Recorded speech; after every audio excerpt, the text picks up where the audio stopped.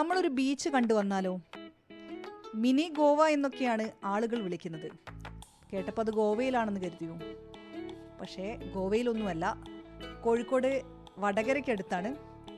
ഒന്ന് പോയി നോക്കാം കൊളാവിപ്പാലം ബീച്ചിലേക്ക്. അല്ല ചേച്ചി, ഇതിപ്പോൾ എതിലേ വഴി? നിങ്ങൾ വിചാരിക്കുന്നുണ്ടാവും മിനി ഗോവ എന്നൊക്കെ പറഞ്ഞിട്ട് ബീച്ചിലേക്ക് കൂട്ടിക്കൊണ്ടുവന്നിട്ട് ഇതേതാ കാട് എന്നുള്ളത്. ഞാനും അതാ നോക്കുന്നത്, എവിടെ ബീച്ച്, ഏതാ വഴി.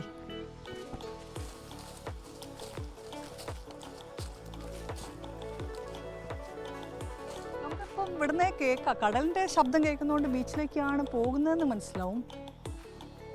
എന്തായാലും ആളുകൾ നടന്ന് പോയി ചെറിയൊരു വഴിയൊക്കെ ആക്കി വെച്ച സ്ഥലമുണ്ട്, അതിലൂടെ ഇങ്ങനെ നടന്നു പോവാം. അങ്ങനെ നമ്മളിതാ ബീച്ചിലെത്തിയിട്ടുണ്ട്.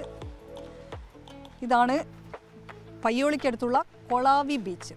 മിനി ഗോവ എന്നൊക്കെ സഞ്ചാരികൾ പേരിട്ട് വിളിക്കുന്ന ആ സ്ഥലം.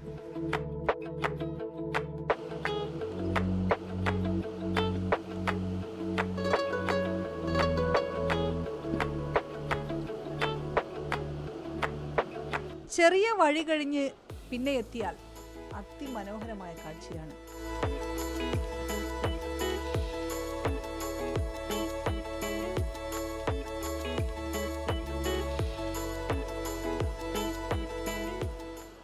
ഒരു വശത്ത് കടൽ, മറുവശത്ത് ഇതാ ഇതുപോലെ മനോഹരമായ കണ്ടൽക്കാട്.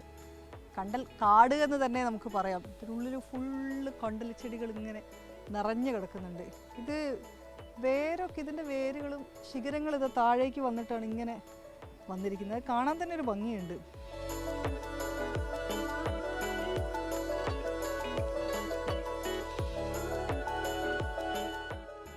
പുഴ കടലിലേക്ക് ഒഴുകി വരുന്ന സ്ഥലമാണിത്.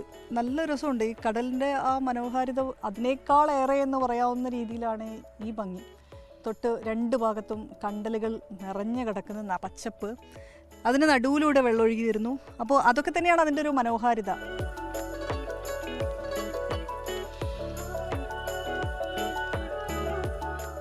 കടലും പുഴയും കണ്ടലും എല്ലാം ആസ്വദിക്കാമെങ്കിലും അടിസ്ഥാന സൗകര്യമില്ല എന്നുള്ളതാണ് സഞ്ചാരികൾ അനുഭവിക്കുന്ന വലിയ പ്രശ്നം.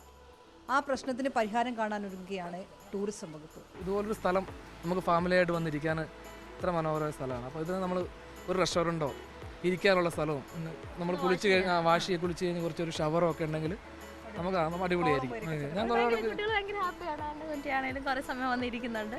നല്ല ഞങ്ങൾക്ക് ഇഷ്ടപ്പെട്ട സ്ഥലം. വരാനൊരു വഴിയുടെ ഒരു ഇതുണ്ട് അല്ലേ? വഴിയൊക്കെ കുറച്ചുകൂടെ ഒരു ബോർഡില്ല, അങ്ങനെ നമുക്ക് ഇങ്ങോട്ട് എത്താൻ ഇച്ചിരി ബുദ്ധിമുട്ടായി. നല്ലത്, നമുക്ക് ഇഷ്ടപ്പെട്ടു. ഈ അന്തരീക്ഷം ഇഷ്ടപ്പെട്ടു. ഇത് നന്നാക്കി എടുത്തെങ്കിൽ നല്ലത്. കുറച്ച് നല്ലൊരു സ്ഥലമാണ്, കുട്ടികൾക്ക് ഒന്ന് കളിക്കാനൊക്കെ ഒരു നല്ല സ്ഥലം. ഇങ്ങനെ ഇറങ്ങി നമുക്ക് കുറച്ച് ദൂരോട്ട് ഇറങ്ങി പോകാൻ പറ്റില്ല. സാധാരണ ബീച്ചിൽ പോയി കഴിഞ്ഞാൽ നമുക്ക് സേഫായിട്ട് ഇത്ര ഇറങ്ങി നടക്കാൻ പറ്റില്ല. അടിപൊളി സ്ഥലമല്ലേ? ഫോട്ടോസ് എല്ലാം എടുക്കാൻ അടിപൊളിയാണ്, വീഡിയോ എല്ലാം എടുക്കാൻ. പിന്നെ ഇങ്ങനെയൊന്നല്ലേ ഇവിടെ മണ്ണ് കയറി വന്നിട്ട് ഫുള്ള് ഇടിഞ്ഞ് ഇപ്പം എല്ലാം മാറിപ്പോയിക്ക് ഭയങ്കരമായിട്ട്. നേരത്തെ നല്ല, ഇപ്പോൾ നല്ലതാ.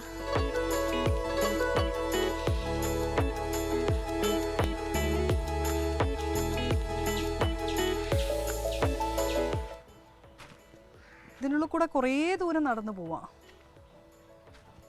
ആളുകൾ വഴിയൊക്കെ ഉണ്ടാക്കി വെച്ചിട്ടുണ്ട്. അതുപോലെ തന്നെ വരുന്ന സഞ്ചാരികൾ ആകെ ഒരു പരിസ്ഥിതിയെ നമുക്ക് എങ്ങനെയൊക്കെ നശിപ്പിക്കാൻ പറ്റുമോ അതും കൂടെ ചെയ്തിട്ടുണ്ട്. അത്രയേറെ പ്ലാസ്റ്റിക്കിൻ്റെ കുപ്പികൾ ഇവിടെ കാണും. ഇത്തരത്തിലുള്ളൊരു സ്ഥലത്തേക്കൊക്കെ പോവുകയാണെങ്കിൽ അവിടെ അതിൻ്റെ ഒരു സന്തുലിതാവസ്ഥ നിലനിർത്തുക എന്നുള്ളത് നമ്മുടെ കൂടെ ബാധ്യതയായിട്ട് ഏറ്റെടുക്കണം. അല്ലാതെ ഉള്ള പ്ലാസ്റ്റിക്കിൻ്റെ കവറും കുപ്പിയും ഒക്കെ ഉപേക്ഷിക്കാൻ പറ്റിയ ഒരു സ്ഥലമായിട്ട് നമ്മളിതിനെ കാണാൻ പാടില്ല. ഇനി എങ്ങനെയാ ഇവിടേക്ക് എത്തുക എന്നല്ലേ? പയ്യോളി കഴിഞ്ഞ് ഇരിങ്ങലെത്തുക, അല്ലെങ്കിൽ വടകരയിൽ നിന്ന് നേരെ ഇരിങ്ങലെത്തുക. സർഗാലയ ക്രാഫ്റ്റ് വില്ലേജ് ഉണ്ട്, അതിൻ്റെ സൈഡിലൂടെയുള്ള ഒരു റോഡാണ്. ആ റോഡിലൂടെ അങ്ങനെ പോയാൽ മതി. പല സ്ഥലങ്ങളിൽ എത്തുമ്പോൾ സൈൻ ബോർഡൊക്കെ ഉണ്ട്, കൃത്യമായിട്ട് നമ്മളെ കൊളാവിയിലെത്തിക്കും. കൊളാവിയിൽ നിങ്ങൾക്കറിയാം ഒരു കടലാമ്മ സംരക്ഷണ കേന്ദ്രമുണ്ട്. അതിനോട് ചേർന്നിട്ടുള്ള റോഡിലൂടെയാണ് ഈ ബീച്ചിലേക്കും പോവുക.